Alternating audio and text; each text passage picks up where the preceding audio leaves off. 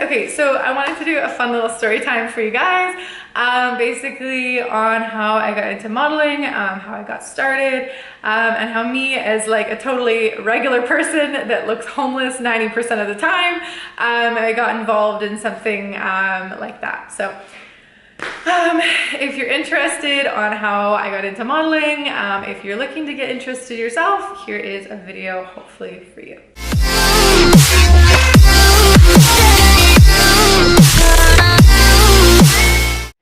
Okay, so I wanted to do a fun little story time for you guys, basically on how I got into modeling, how I got started, and how me as like a totally regular person that looks homeless 90% of the time, I got involved in something like that. So if you're interested on how I got into modeling, if you're looking to get interested yourself, here is a video hopefully for you.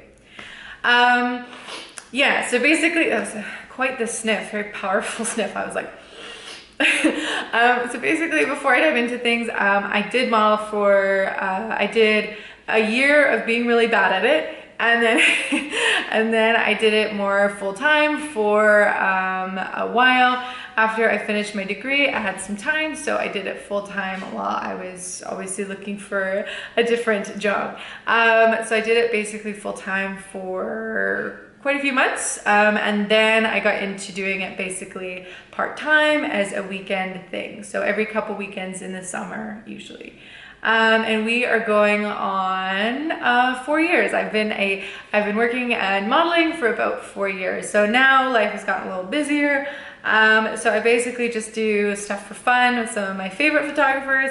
But I have done so many photo shoots over the years. It's crazy, especially, you know, when I was doing it in the summers a lot of the time, lots and lots and lots.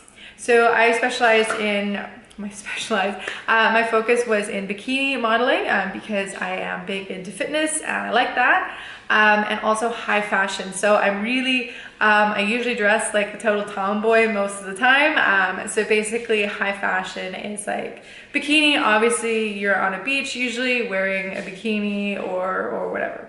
And then high fashion is kind of like editorial stuff, like formal dresses, sundresses, formal dresses, basically like runway, that kind of thing, or whether it's indoor, outdoor, that kind of thing. So that's a little bit on that. I have been published in a bunch of different magazines. I'm gonna throw up a few here so you know that I'm like not screwing around with you. I actually did this, it's super fun. It's still a really big hobby of mine. I've been featured in 12 to 15 times in magazines before. I will count that and maybe, yeah, so somewhere around there. I lost track, honestly. After the first like 3, I was like, and then it just kind of, you know. So probably about, I think I've been featured in about 12, minimum of over 12 magazines before. And yeah, I've worked in different photography companies, groups, things like that, meetup groups in the city, and all of that good stuff. So that's a little bit on that. Basically, yeah, so it's kind of funny how I got into it because, to be honest with you, I think I'm kind of funny, but I'm a more awkward, funny type of person as opposed to a vivacious, you know. I usually, like, I'm not kidding, I look homeless like most of the time. I usually have my hair in like, I'll give you a visual. Basically hair in pineapple bun, limited to no makeup, and I usually have a really bad like resting bitch face. I usually like this. And that's why I smile so much, because yowza. And I usually wear like t-shirts, Lululemon, like sneakers, runners. I'm really not super big into fashion and model and things like that, and Vogue this, you know. So basically, yeah, basically I met this dude when I was on a hike, and that's the long and short of it of how I got into it. Basically, I was on a hike, pretty sure I looked like, 1, a bag of dicks, 2, I remember my friend said that all the time, and I was like, is that good or bad, a bag of dicks? She's like, bad, obviously. Like, if you feel like a bag of dicks, that's bad. So she was always like, oh, I feel like a bag of dicks today. Anyways, so I feel like, so I was looking like a bag of dicks, and basically this guy comes up to me on a hike, and what I mean was, I was wearing probably something super unflattering. I was like giving hell, and I was like, and basically I'm sure my face was A, tomato, and B, super, super shiny. And I, like, no makeup, hair and bun, whatever, and I was just like dying basically. So top of the hike, and I'm basically this guy starts chatting to myself and my friend, and basically he was saying, he's like joking around with us, you know. I always love kind of having funny conversations with strangers and joking around with them and that kind of thing. But basically he comes up to me and he's like, oh yeah, so I'm a photographer. And I was like, yeah, right, you're a photographer. And I think were my exact words, because, you know, like everybody nowadays is like, I'm a photographer. And it's like, okay, but, you know, like on Instagram or in real life, you know? Did your mom like your photo on Facebook? Not a photographer. Do you just take pictures of your girlfriend for a couple summers and decide to do it for fun? Not a photographer. Guy with camera? Not a photographer. But yeah, he's chatting to me and he's like, oh, like we're looking for more models for this project we have going. Is that something that you're interested in? And I was like, no. I dead ass was like, no. One, I don't want to get murdered, and this is a little sketchy. And then two, yeah, first thought, I really don't want to get murdered. And second thought, like, I was just like, no, I would be horrible at that. I you know, like, I'm good at being funny and witty, but not like, you know?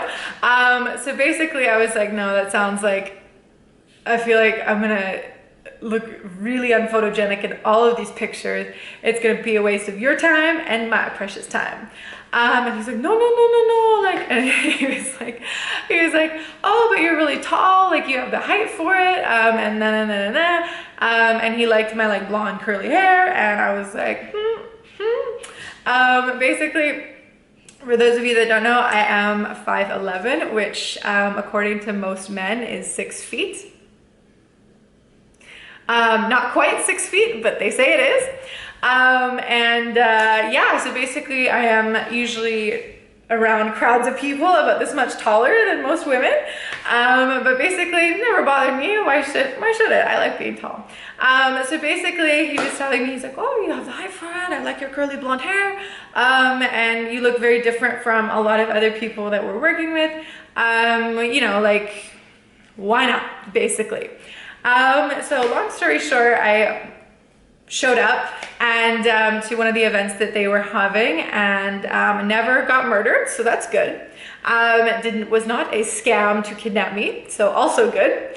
And yeah, so that's basically how I got my foot in the door, super randomly.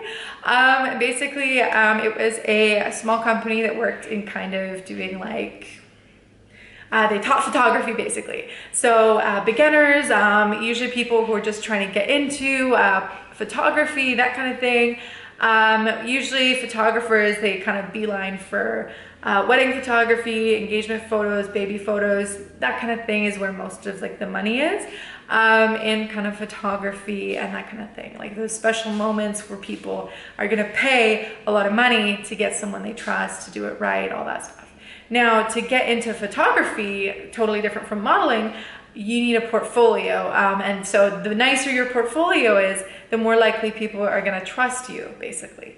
So the company I worked for, their whole job was trying to help people create portfolios and kind of get into photography. So it was photography classes and sort of events set up to have different models in different locations. And kind of, we would always bring like couple outfit changes. So it looked like people had, yeah. Anyways, basically photography classes, okay? So there's lots of Facebook groups, meetup groups, things like that, revolving kind of around teaching photography and stuff like that. And basically the company's focused on the photographer side of things, and then they basically needed, you know, people to smile in front of the camera. So basically that's how I got started. And then I did TFP with that group for 3 years. Basically, so what TFP is if you ever see someone in your DMs like TFP, yeah, it's a really commonly used term in photography and modeling. And basically it just means time for print, basically. So time for print is like, basically you exchange your time for some photos back. You know what I mean? So basically you're agreeing to shoot with this person for a couple hours. You're not paid for your time, but you are paid in terms of, they give you some cool pictures, basically. Now that's how I got involved in it. The downside of TFP, people that do it all the time, say any photographer messages them, great TFP, is it takes away from your market value as a model, basically. So if, hold on, you're asking me to pay you like 70 bucks an hour, but you shot with him for $0 an hour. Why don't we do that? Basically is how the conversation will go if you do TFP with everybody. Especially, so I live in the Vancouver area, so basically it's a very small network of photographers. Basically everybody knows everybody, and that kind of thing. So basically, if you do TFP, do it with one group, one person, maybe a couple people, but not everybody. And so from there, I was able to, basically people would message me, or I'd connect with people through events and things like that. Be like, yeah, absolutely, we should shoot sometime. And, you know, as the conversation started, I would just say, okay, great, my rates are the following. And basically I was doing it part-time at the time. So I was like, if you don't pay me, I'm not gonna waste my weekend. And second, like, I'm only gonna do it if it's worth my time, right? And then for stuff like kind of, so streetwear, high fashion, I would just say, here are my rates, and then if a lot of other things people ask you to do, some people are fucked. Like, some people will ask you for some wild shit. Like, and you're just gonna be like, no, I don't do that, sorry, sir. And probably block, and no. But the market for that kind of stuff, like private photos, is quite high. So basically I would do none of those. I would just be like, thank you so much, but no thank you. And basically, so, but people who you look on their page, it's like real photos, things like that. Sometimes they'll say, okay, like, what are you comfortable with? Are you comfortable with like boudoir? Which is like bra panties kind of thing. Are you comfortable with basically bikini? What are you feeling like shooting, basically? So what I did was, I was basically like, all right, so it's gonna be streetwear or high fashion for this much. And then basically, I didn't want people to take pictures of me in a bikini because I was like, it's gonna come out on flattery. I was like, I'm worried about looking fat here. Like, you know, my 2 or 3 photographers I work with all the time, I'm like, yes, like, we good, you got the vision. But like random person, do I really want pictures of me looking fat out there on the internet and in the world? It's like, no.